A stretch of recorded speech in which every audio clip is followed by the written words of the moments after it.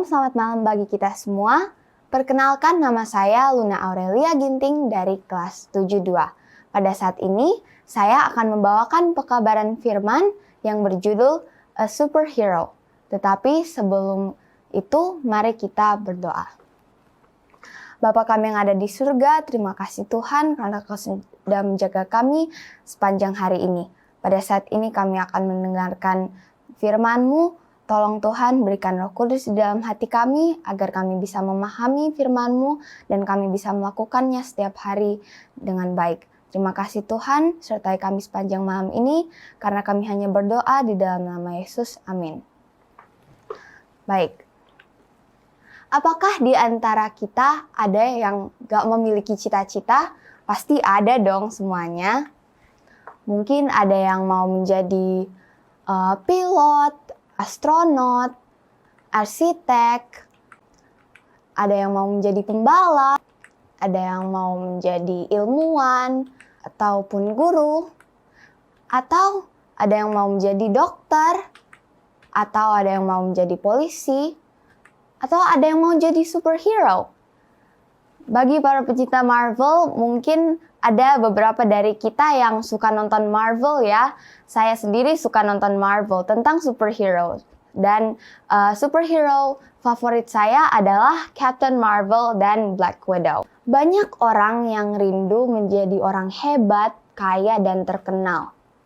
Tapi ada nggak yang cita-citanya jadi pewaris surga? Gimana sih caranya?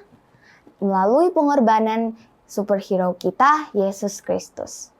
Mari kita mengenal Dia lebih baik, karena banyak yang palsu loh. Di Alkitab ada beberapa cerita tentang Mesias yang gagal. Di dalam Matius 24 ayat 5 tentang Kristus-Kristus palsu, Matius 24 ayat 11 tentang nabi-nabi palsu. Sebab Mesias-Mesias palsu dan nabi-nabi palsu akan muncul dan mereka akan mengadakan tanda-tanda yang dahsyat dan mujizat-mujizat sehingga sekiranya mungkin mereka menyesatkan orang-orang pilihan juga. Matius 24 ayat 24. Banyak ya orang-orang yang ditipu setan karena mereka tidak mempunyai iman yang kuat. Setan selalu menggoda kita supaya kita bisa tersesat. Siapa sih Yesus itu? Di dalam Yohanes 6 ayat 38, sebab aku telah turun dari sorga bukan untuk melakukan kehendakku, tetapi untuk melakukan kehendak Dia yang telah mengutus aku. Yohanes 5 ayat 39, kitab-kitab suci itu memberi kesaksian tentang aku. Ada kehidupan Yesus yang tertulis sebelumnya di dalam Alkitab.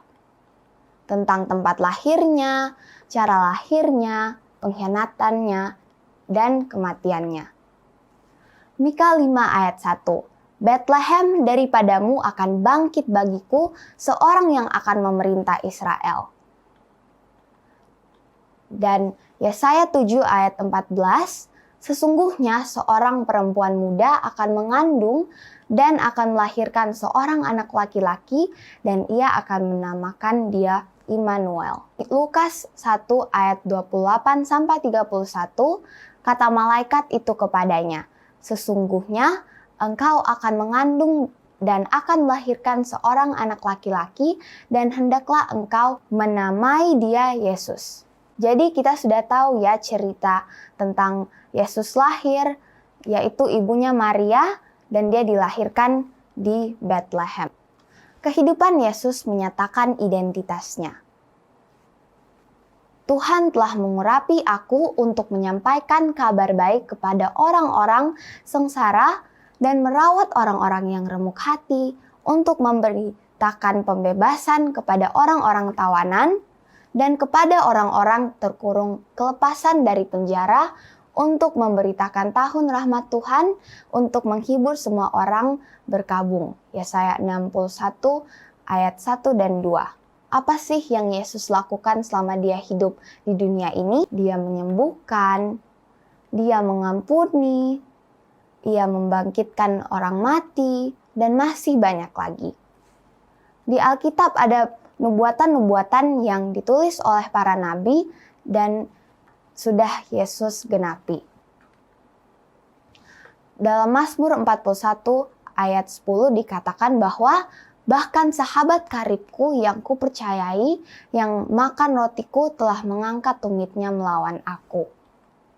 Di dalam ayat ini kita bisa lihat bahwa Yesus telah dikhianati oleh salah satu muridnya, yaitu Yudas. Zakaria 11 ayat 12 dan 13, maka mereka membayar upahku dengan menimbang 30 uang perak, lalu aku mengambil ke-30 uang perak itu dan menyerahkannya kepada penuang logam di rumah Tuhan. Dalam Matius 27 ayat 5 dan 7, maka ia pun melemparkan uang perak itu ke dalam bait suci, lalu pergi dari situ.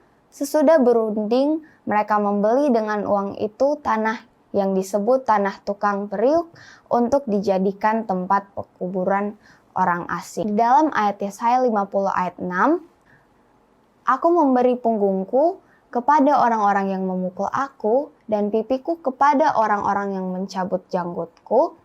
Aku tidak menyembunyikan mukaku ketika aku dinodai dan diludahi. Yesus telah disiksa di dunia ini. Dia mati bagi kita untuk menebus dosa kita. Dalam Mazmur 22 ayat 17, mereka menusuk tangan dan kakiku. Dalam Zakaria 12 ayat 10, mereka akan memandang aku yang mereka tikam. Dalam Mazmur 22 ayat 18, mereka membagi-bagi pakaianku di antara mereka dan mereka membuang undi atas jubahku. Ia melindungi segala tulangnya, tidak satu pun yang patah. Mazmur 34 ayat 21. Maka datanglah prajurit-prajurit lalu mematahkan kaki orang yang pertama dan kaki orang yang lain, yang disalibkan bersama-sama Yesus. Tetapi ketika mereka sampai kepada Yesus dan melihat bahwa ia telah mati, mereka tidak mematahkan kakinya. Yohanes 19 ayat 32 dan 33. Kepala pasukan itu akhirnya berkata, "Sungguh ia ini anak Allah." Matius 27 ayat 54. Akulah kebangkitan dan hidup. Barang siapa percaya kepadaku, ia akan hidup walaupun ia sudah mati. Yohanes 11 ayat 25. Lihat, aku berdiri di muka pintu dan mengetok. Wahyu 3 ayat 20. Yesus sedang menunggu di pintu hati kita dan mengetuk. Apabila kita mau menerimanya, Dia akan membantu kita dalam segala hal. Dia adalah pemecah masalah kita. Dia adalah juru selamat yang mengampuni. Jesus is our superhero.